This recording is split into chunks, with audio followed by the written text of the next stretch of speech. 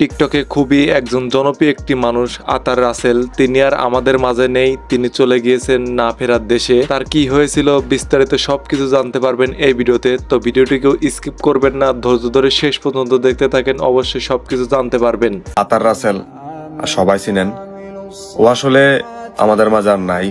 এই আতার রাসেল ছেলেটি একটা সময় টিকটকে খুবই ট্রেন্ডিং এ ছিল, তার ভয়েসগুলা খুবই ট্রেন্ডিং এ চলতো সব সময়। তিনি স্যাড ভিডিও তৈরি করতেন, আর স্যাড ভিডিওগুলা সবার কাছে ভালো লাগতো। সেই ভিডিওগুলোতে অনেক অনেক ভিউ আসতো এবং লাইক হতো। খুবই অল্প সময়ে তিনি সবার মনে জায়গা করে নিয়েছিলেন আতার রাসেল। তিনি একজন সৌদি আরব প্রবাসী, আগে নিয়মিত ভিডিও দিত টিকটকে, কিন্তু হঠাৎ করে কাজে ব্যস্ত থাকার কারণে তিনি আর টিকটকে ঠিক মতো ভিডিও আপলোড দিত না।